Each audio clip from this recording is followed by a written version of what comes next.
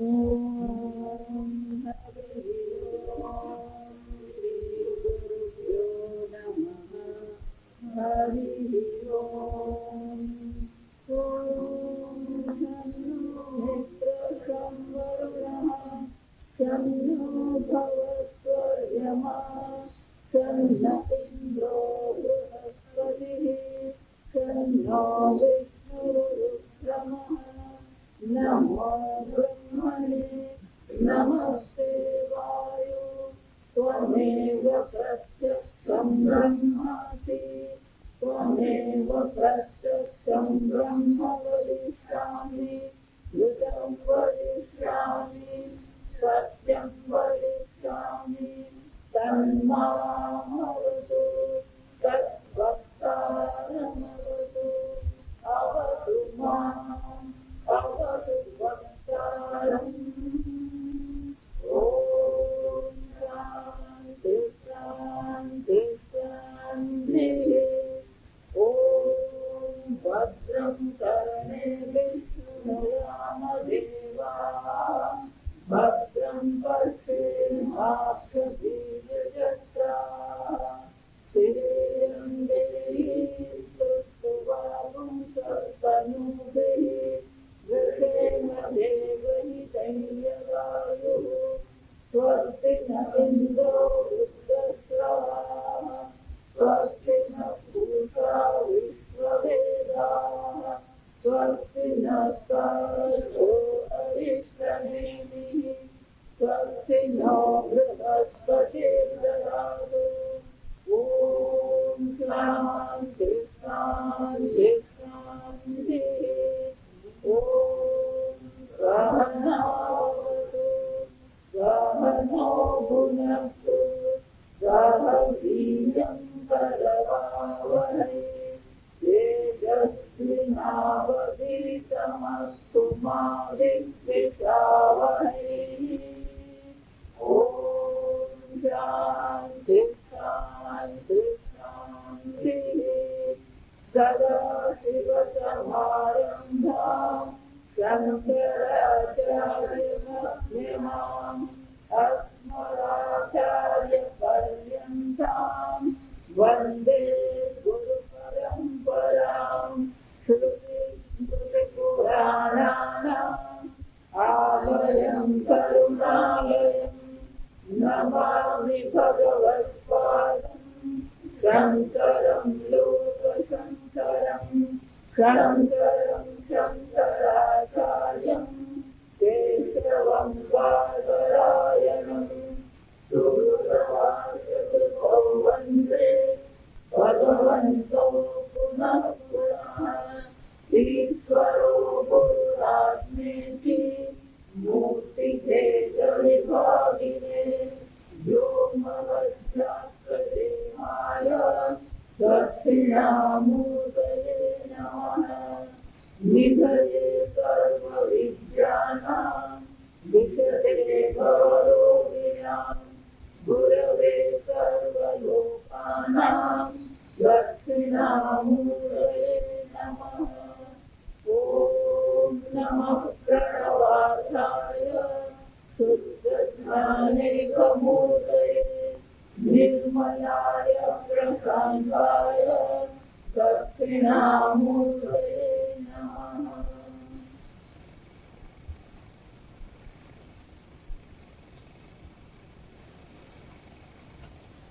कृष्णाचा मंत्र 7 स यथा सौम्य वयांसि वासो वृक्षं सम्प्रतिष्ठन्ते एवं हवै तत्सर्वम् पर आत्मनि तेजश्च तेजो मात्रा च वायुश्च वायुमात्रा च आकाशश्च आकाशमात्रा च चक्षुषश्च द्रष्टव्यं चक्षुषश्च द्रष्टव्यं च श्रोतन्त्य श्रोतव्यं च घ्राणं च घ्रातव्यं च रसश्च रसयितव्यं च त्वक् च स्पर्शयितव्यं च થોડુંક લાંબુ આવે એટલે પુટાડું त्वक् च स्पर्शयितव्यं च त्वक् च स्पर्शयितव्यं च स्पर्श અહીંયાથી કરી લે સ્પર્શ त्वक् च स्पर्शयितव्यं च स्पर्शयितव्यं च वाक् च वक्तव्यम् हस्तौ चादातव्यं च उपस्थश्च आनन्दयितव्यं च उपस्थश्च आनन्दयितव्यं च वायुश्च विसर्जयितव्यं च वायुश्च विसर्जयितव्यं च पादौ च गन्तव्यं च मनश्च मन्तव्यं च बुद्धिश्च बोद्धव्यं च अहङ्कारश्च अहङ्कर्तव्यं च अहङ्कारश्चाहङ्कर्तव्यं च चित्तं च चेतयितव्यं च चित्तं च चेतयितव्यं च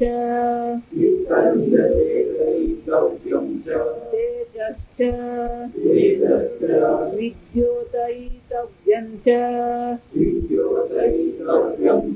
तेजश्च विद्योतयितव्यं च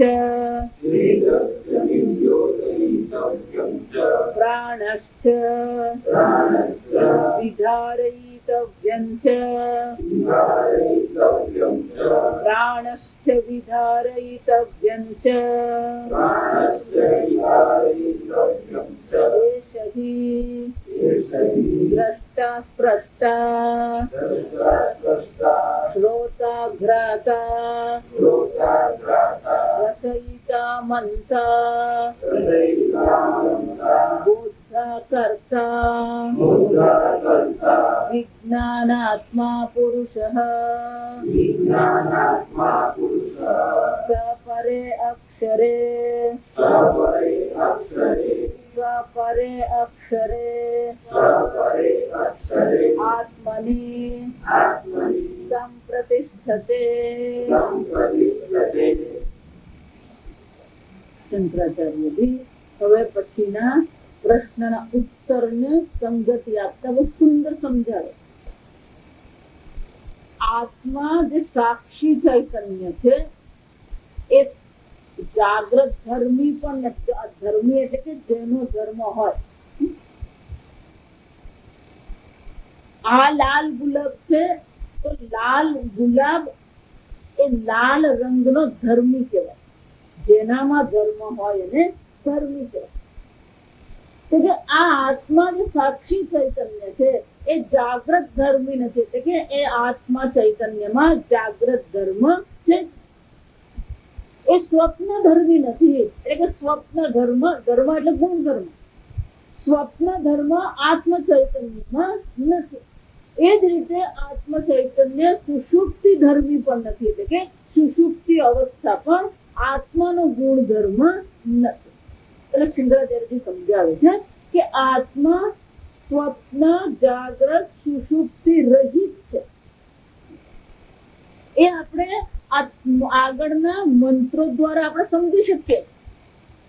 એટલું જ નહીં, આગળ કે છે તેષુ શાંતેષુ, ગઈકાલે આપણે જોયું જ્યારે કાર્યકરણ જાગ્રત છે ત્યારે એવું લાગે છે કે આત્મા આ દેહાદિ સંઘાત વાળો છે. એટલે કે આ દેહાદિ સંઘાત આત્માનો ધર્મ હોય એવું દેખાઈ રહ્યું છે. પરંતુ તેષુ શાંતેષુ આત્મ સ્વરૂપમ ઉપાધિભિ અન્યથા વિભાવ્યમાનમ. બહુ સુંદર શબ્દ છે, વિભાવ્યમાનમ, દેખાઈ રહ્યો.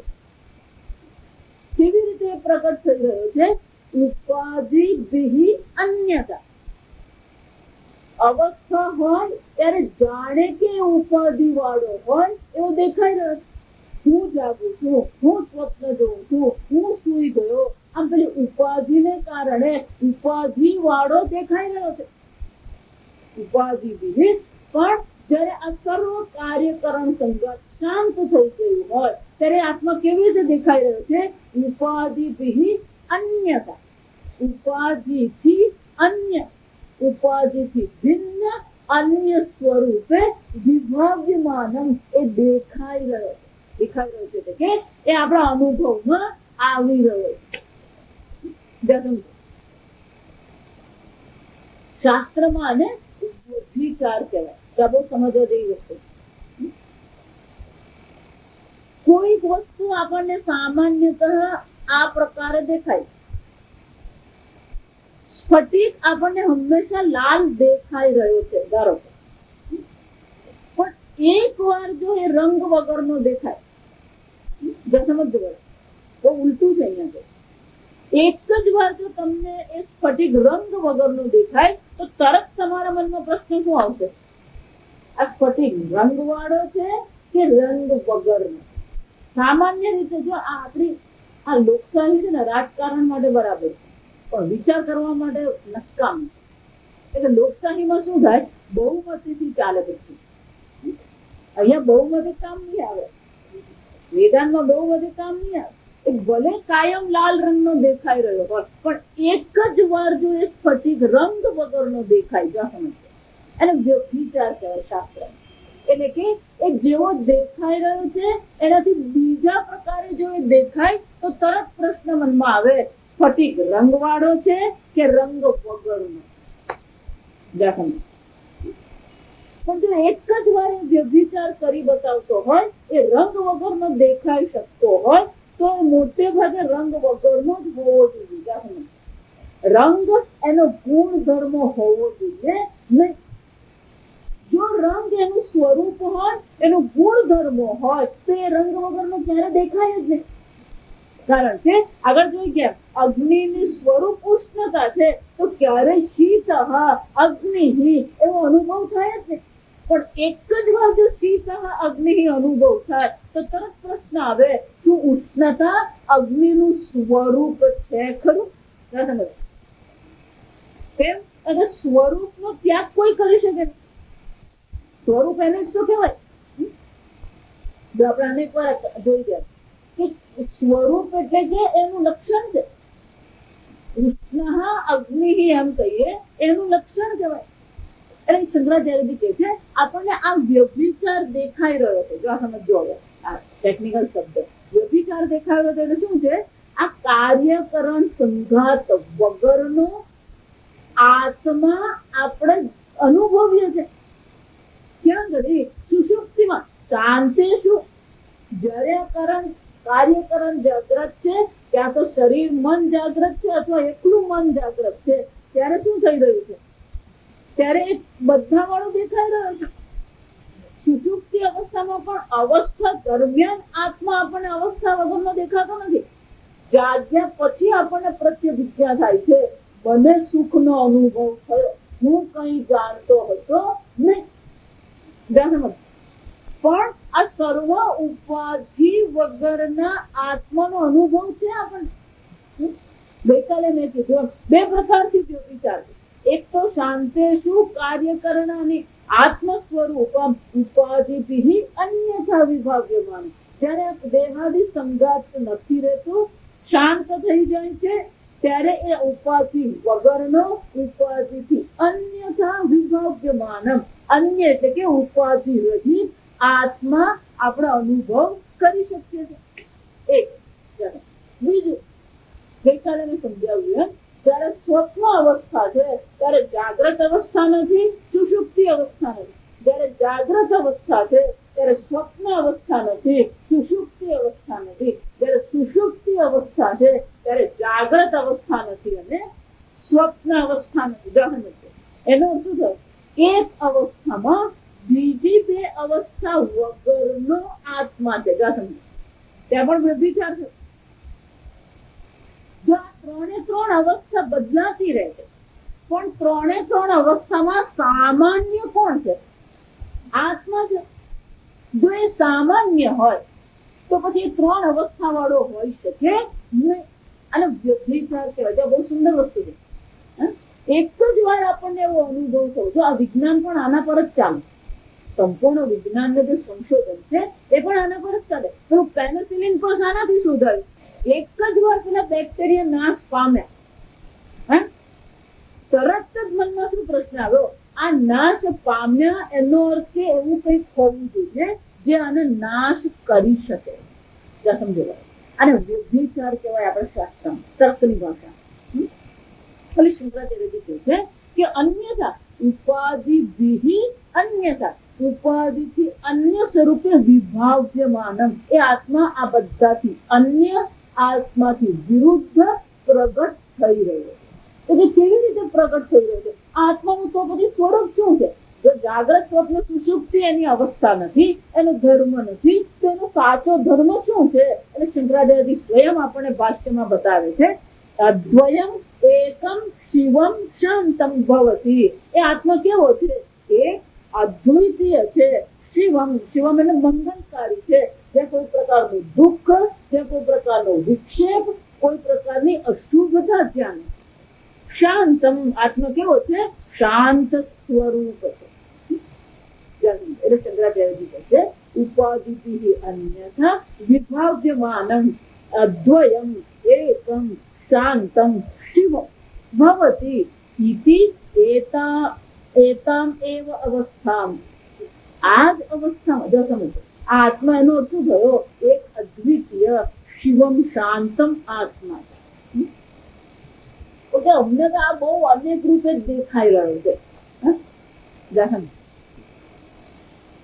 માટીનું કોઈ સ્વરૂપ છે? માટીનો કોઈ આકાર છે? નથી. માટીનો સ્વયં કોઈ આકાર નથી, પણ એને પેલું માટલું બનાવી દઈએ એટલે આપણને શું લાગે? ઘટાકાર માટી લાગે. પણ એક વાર એ ઘડા વગરની આપણે માટી જોઈએ તો તરત આપણે નિયમ શું બનાવી દઈએ? ઘટાકાર એ માટીનું સ્વરૂપ, લક્ષણ નથી. પછી આગળ છે આ પ્રકારથી એતામ અવસ્થામ પૃથુવ્યાદિ અવિદ્યાકૃત માત્ર અનુપ્રવેશેન દર્શયતુમ દ્રષ્ટાંતમ આહ. શંકરાચાર્યજી કહે છે એનો અર્થ એવો થયો કે જ્યારે પણ આ આત્મા પ્રાણ વાળો પૃથ્વ્યાદિ, આત્મામાંથી આકાશ ઉત્પન્ન થયું, આકાશમાંથી વાયુ ઉત્પન્ન થયો, વાયુમાંથી અગ્નિ, અગ્નિમાંથી જળ, જળમાંથી પૃથ્વી, પૃથ્વીમાંથી ઔષધિ, ઔષધિમાંથી આ સ્થૂળ શરીર. તો આ બધી જ અવસ્થા વાળો દેખાઈ રહ્યો છે. આ બધું જે દેખાઈ રહ્યું છે એનું દ્રષ્ટાંત, એ વસ્તુને આપણને હવે દ્રષ્ટાંત આપીને શ્રુતિ માતા સમજાવે છે કે આત્મા આ બધા રૂપે દેખાઈ રહ્યો છે ખરો. પ્રશ્ન શું હતો? કસ્મિન્નું એતા સર્વે પ્રતિષ્ઠિતા. આ અનેકતા જે દેખાઈ રહી છે, જો આત્મા એક અદ્વય છે, પણ આ સર્વ જે અનેકતા દેખાઈ રહી છે એ પોતે પોતાની મિથ્યતા પુરવાર કરે છે. સમજો કેમ? કારણ કે સંઘાત છે, એનું પોતાનું તો કોઈ અસ્તિત્વ છે જ નહીં. આ ગુલાબ એમ કહીએ ત્યારે ગુલાબ નામની વસ્તુ તો કોઈ છે જ નહીં, પણ પેલું છે તરીકે દેખાઈ રહ્યું છે. તો એ સત સ્વરૂપ કોણ છે? આ સર્વની પ્રતિષ્ઠા ક્યાં છે? સર્વને સત્તા પ્રદાન કરનાર કોણ છે? પ્રશ્ન એવો હતો ને. એટલે કે છે ભલે આત્મા એક અદ્વિતીય છે, પરંતુ આ સંપૂર્ણ પૃથ્વી સર્વને શું કરે છે? એક પ્રતિષ્ઠા આપે છે, એક સત્તા પ્રદાન કરનાર છે. તો પછી એવું થઈ ગયું, એક આત્મા છે અને બીજું આ પૃથ્વી આદિ છે, બે થઈ ગયા. એટલે શંકરાચાર્યજી કહે છે આ બે નથી. કેમ? એટલે એના માટેનું કારણ આપતા કે છે અવિદ્યાકૃત માત્ર. આ બધું કોને કારણે છે? અવિદ્યાને કારણે. જેને સર્પ દેખાઈ રહ્યો છે એની દ્રષ્ટિએ આપણે એને કેવું પડે, તને દોરડાનું જ્ઞાન નથી એટલે તને સર્પ દેખાઈ રહ્યો. પણ એક બીજી વાસ્તવિકતા પણ છે. જો એ દોરડાના અજ્ઞાનમાંથી સર્પ જન્મ્યો હોય તો જ્યારે સર્પ દેખાઈ રહ્યો છે ત્યારે પણ ત્યાં સર્પ છે. સમજો,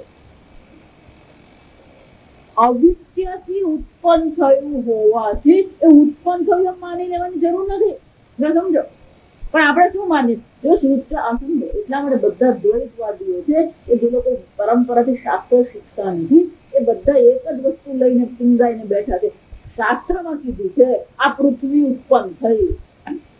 એટલા માટે શું છે કે શાસ્ત્ર એમ કહેતું હોય આકાશ આદિ ઉત્પન્ન થયા તો પછી એ સત્ય છે કે શ્રુતિ માતા કે. પણ શ્રુતિ માતા જયારે સૃષ્ટિની ચર્ચા કરે છે ત્યારે સૃષ્ટિની ચર્ચાની સાથે સાથે એ શામાંથી ઉત્પન્ન થયું એ પણ કહે છે. સમજો, એટલા માટે શ્રુતિ જો આને કહેવાય કોઈ રમત કરે ને, આ શહેરમાં જયારે રોકાણ કરે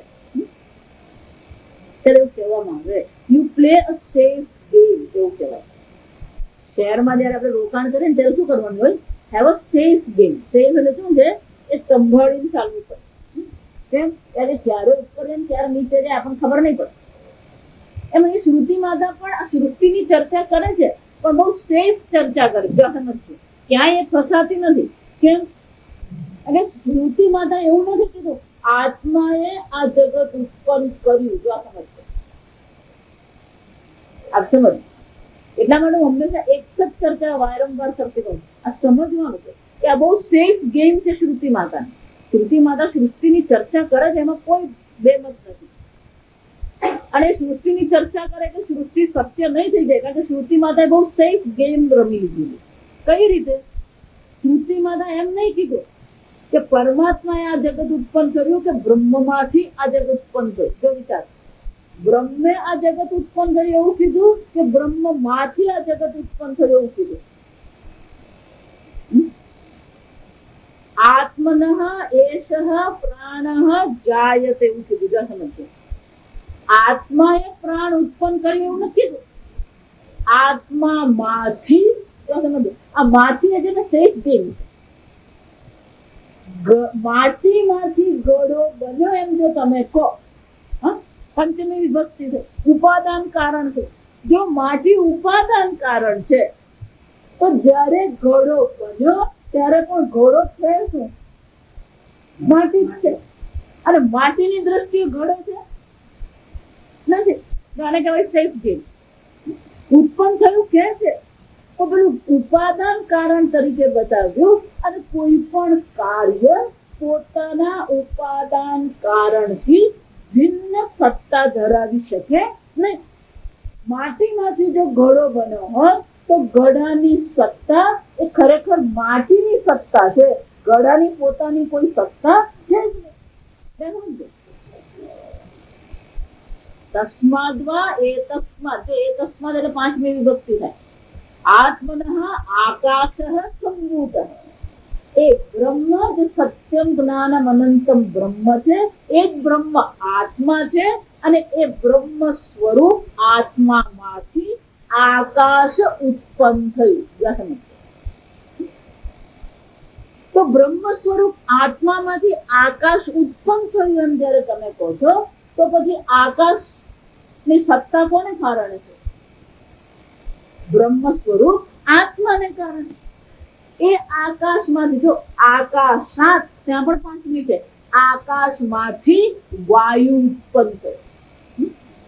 એને એટલે એને શું કહેવાય? સોનાનું ઉદાહરણ લગડી. પેલા શું આપણે અનેક વાર જોઈએ લગડી. એ લગડીમાંથી પછી પતરું બનાવવામાં, પતરામાંથી શું બનાવવામાં? તાર બનાવવામાં આવે, તારમાંથી પેલા ટુકડા બનાવવામાં આવે, ટુકડામાંથી કડી બનાવવામાં આવે અને હાર બને. બરાબર?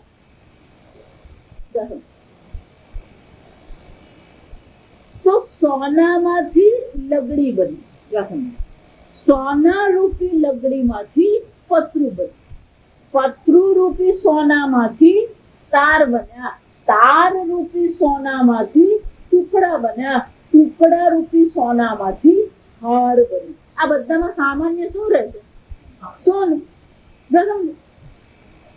તો બ્રહ્મ સ્વરૂપ આત્મામાંથી આકાશ ઉત્પન્ન થયું એમ કીધું. તો બ્રહ્મ સ્વરૂપ આત્મા જે છે એમાંથી જો આકાશ ઉત્પન્ન થયું હોય તો અત્યારે આત્મા આકાશ જો સમજજો, મારું વાક્ય બરાબર સમજો. પતરા રૂપી સોનું એટલે ત્યાં છે તો શું? સોનું છે. એ જ રીતે આકાશ રૂપી જે આત્મા છે એમાંથી વાયુ ઉત્પન્ન થયું, વાયુ રૂપી જે આત્મા છે એમાંથી અગ્નિ ઉત્પન્ન થયું, અગ્નિ રૂપી આત્મા છે એમાંથી પૃથ્વી જળ ઉત્પન્ન થયું, જળ રૂપી આત્મા છે એમાંથી પૃથ્વી ઉત્પન્ન થઈ, પૃથ્વી રૂપી આત્મા છે એમાંથી ઔષધિ ઉત્પન્ન થઈ, ઔષધિ રૂપી આત્મા છે એમાંથી આ સ્થૂળ શરીર બન્યું. આત્મ સર્વમાં શું છે? સામાન્ય.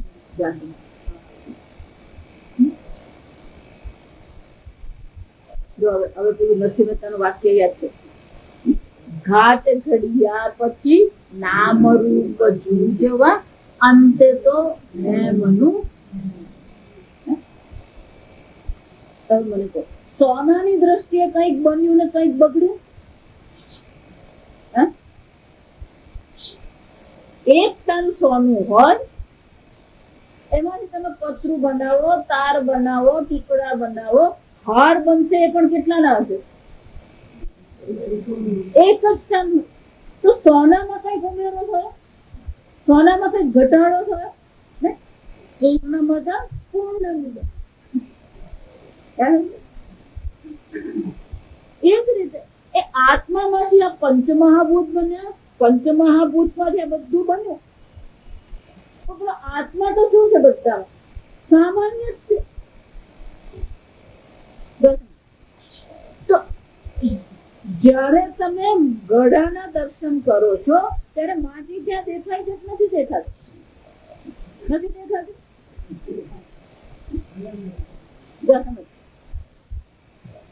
બીજો પ્રશ્ન સાંભળો. માટી જોવી પડે કે દેખાય? પેલા ઘડો જોયો પછી માટી દેખાય, એવું? તો આ સંપૂર્ણ જગત એ પરમાત્મામાંથી ઉત્પન્ન થયું હોય.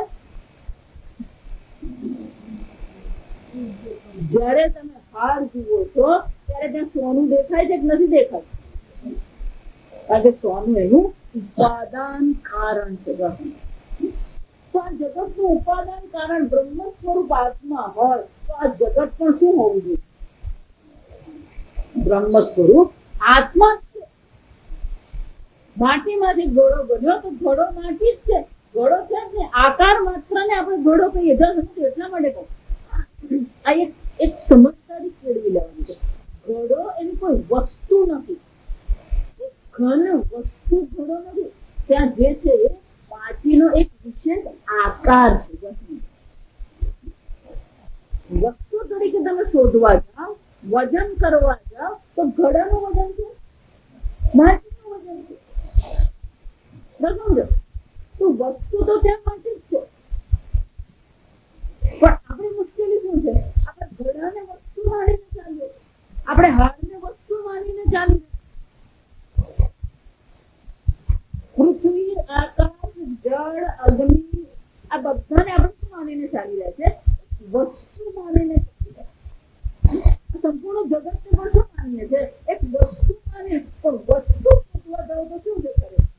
એ અદ્વિતીય આત્મા એટલા માટે જો આવું હોય ગીતામાં પણ ભગવાન આ જ કહે છે, સર્વમિદં તદં, આત્મા દ્વારા સંપૂર્ણ જગત વ્યાપ્ત છે.